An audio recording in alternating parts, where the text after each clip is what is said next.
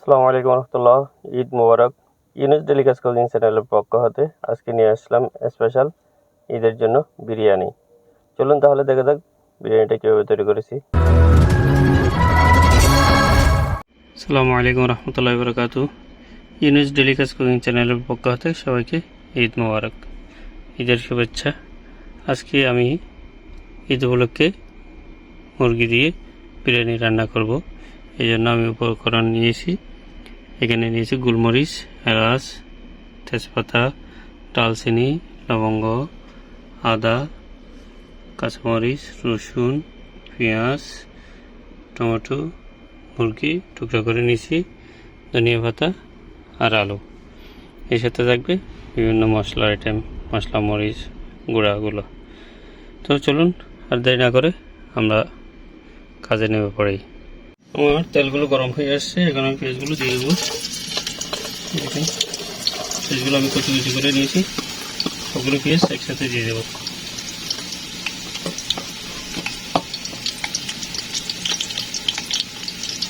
এরপর ভালো করে নাড়িয়ে নেব।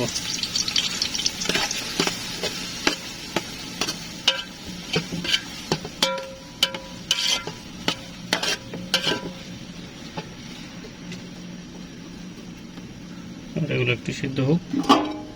দেখেন আমার পেঁয়াজগুলো হয়ে আসছে। এখন আমি রসুন কুচি করে নিয়েছি, আদা কুচি করে নিয়েছি, এগুলো দিয়ে দিচ্ছি। সবগুলো দিয়ে এখন ভালো করে নাড়িয়ে নেব। আমি আগুন একেবারে ছোটো করে দিয়েছি।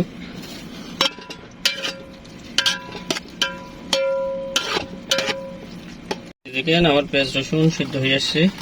আমি এখানে হলুদ গুঁড়া দেবো 1 চামচ। এক এক করে সবগুলো মশলা আইটেম দিয়ে দিচ্ছি। এরপর মরিচের গুঁড়া দেবো 2 চামচ। যেহেতু আমি কাঁচামরিচ ব্যবহার করব, এই 2 চামচ দিচ্ছি। মশলার পরিমাণ একটু বাড়িয়ে দেব, যেহেতু বিরিয়ানি মশলা একটু বেশি দিতে হবে। এখানে দেব 4 চামচ, যেহেতু এটা ছোটো চামচ সেখানে 4 চামচ দিচ্ছি। এরপর দেব বিরিয়ানি মশলা সান,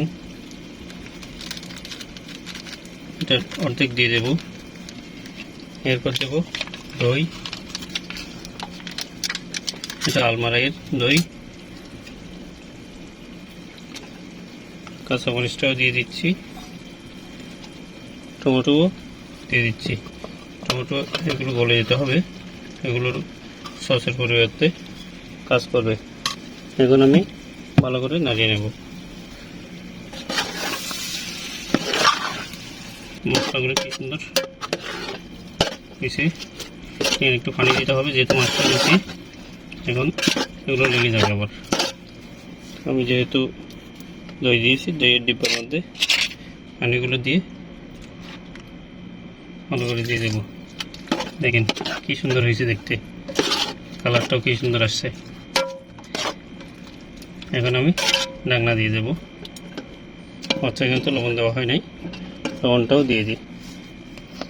পরিমাণ মতো লবণ দেবো, প্রয়োজনে দেখে দিতে হবে। ভালো করে আবার নাড়িয়ে দিচ্ছি, লবণগুলো মিক্স হই।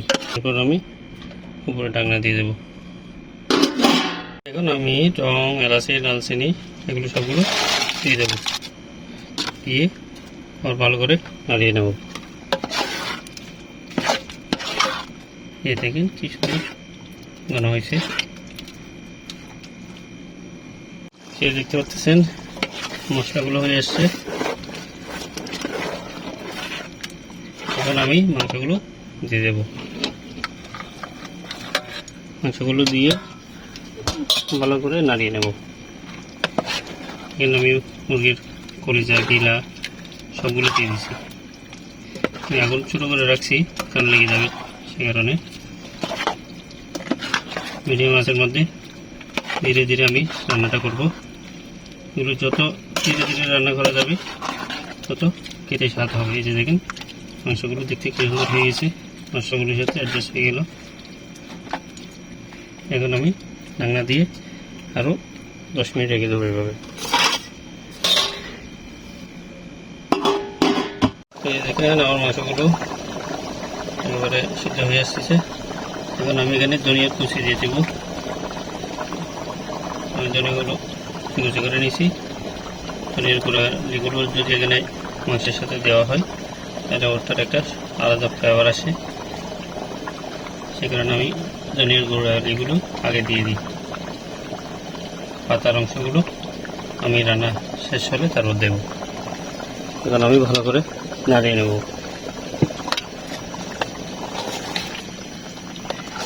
মাশাআল্লাহ আমার মাংসগুলো সিদ্ধ হয়ে আসছে। আরও 5 মিনিট মতো রাখি, তারপর এখানে আলু দিয়ে দেবো। কারণ এখানে ধনিয়া পাতা যেগুলো দিছি এগুলোর গ্রানটা বেরিয়ে আসুক, তারপর আলুটা দেবো। মাশাআল্লাহ দেখেন আমার মাংসগুলো হয়ে আসছে। এখন আমি কুচি কুচি করে রাখা আলুগুলো দিয়ে দেবো। কারণ আলুগুলো আগে দিয়ে দিলে মাংসগুলো সিদ্ধ হতে হতে আলুগুলো একেবারে গলে যেত, সে কারণে আমি আলুগুলো আগে দিয়ে নেই, এখন দিচ্ছি। এখন ভালো করে একটু নাড়িয়ে নেব।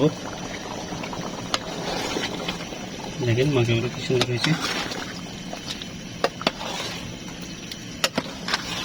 আরও 10 মিনিট রেখে দেবো দম দিয়ে। মাশাআল্লাহ দেখেন মাংস রেডি হয়ে গেছে।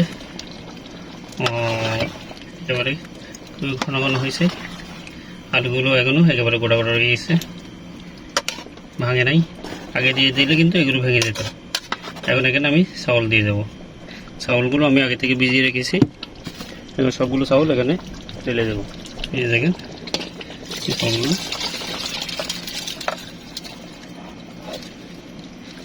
ভালো করে ঢেলে দিলাম। এরপর সবগুলো আচ্ছা দিয়ে দেবো। মাংসগুলোর সাথে মিক্স করে নিতে হবে।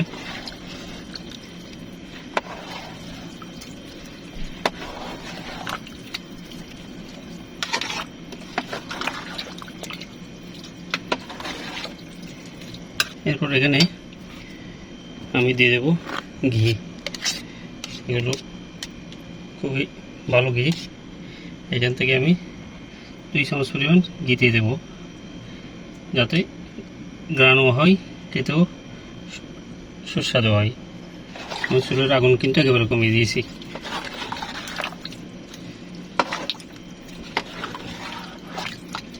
এরপর আমি পানি দিয়ে দেবো। এখানে গরম পানি ইউজ করা ভালো।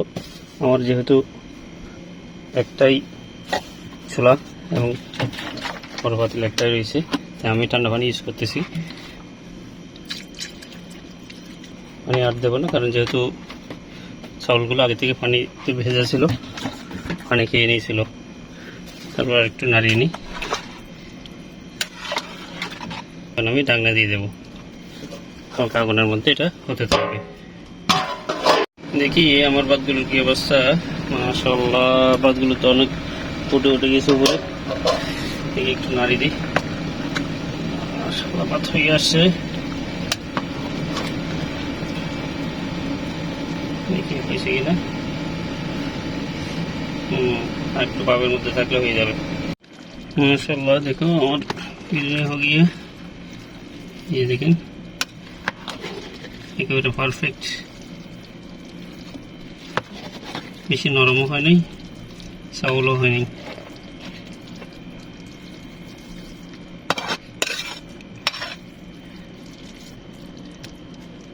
এবার ঢাকনা দিয়ে চুলাটা বন্ধ করে দেবো।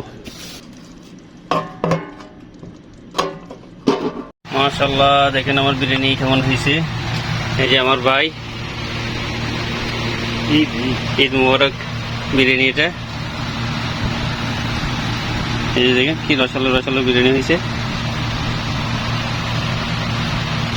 ও এখনো জিভে জল চলে আসতেছে। মাশাআল্লাহ।